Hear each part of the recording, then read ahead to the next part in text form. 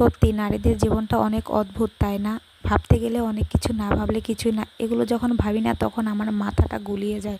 এখন বাজে রাত 10:30, পার হয়ে 11টা বেজে এলো, আর আমি এসব আজে বাজে অনেক কিছু চিন্তা করছি, যার জন্য আমার মাথা ব্যথা উঠে গেছে।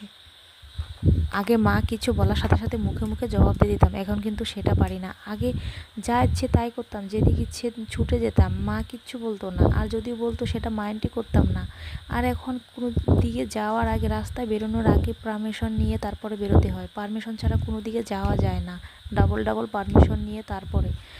আমার মনে হয় এত পারমিশন নেওয়ার থেকে আমার মনে হয় কোনো দিকে না যাওয়াটাই অনেক ভালো, আমি এটাই মনে করি। আর আর মার কথা অনেক মিস করি। মা বলতো, কথায় কথায় এত রেগে যাস, এত চেঁচিয়ে উঠিস, পরে কিন্তু পারবি না, পরে কিন্তু এমন করতে পারবি না, ঠিক আছে?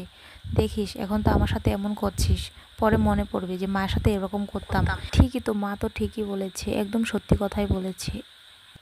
এখন আর আগের মতো চিৎকার করা যায় না, যদিও করা যায় বরের সাথে, তবুও আবার লোকেরা শুনলে খারাপ বলবে, অনেক কিছু ভেবে চিন্তে চিৎকার করতে হয়। এখন বাজে 11টা পার হয়ে গেছে, আর এইগুলোই আমি মায়ের কথা ভাবছি আর ভিডিওগুলো করছি, ঠিক আছে?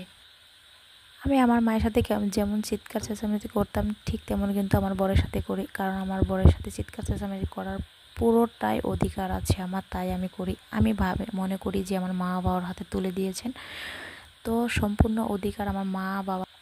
আমার বরকে দুটো কথা শোনানোর অধিকার আমার আছে, তার জন্য আমার বরকে কিন্তু আমি খুব রেগে যাই যখন, তখন কিন্তু আমি অনেক কিছু বলি, আর আমারও কিন্তু কিচ্ছু বলে না, কারণ ও জানে ও একটু রেগে গেছে এখন, সেটা কিন্তু আমাকে সামলে নিতে হবে, কারণ আমার মা বাবা ওর হাতে তুলে দিয়েছেন, যার জন্য ওকে একটু কিছু মানিয়ে গুছিয়ে নিতেই হবে আমাকে, ঠিক আছে?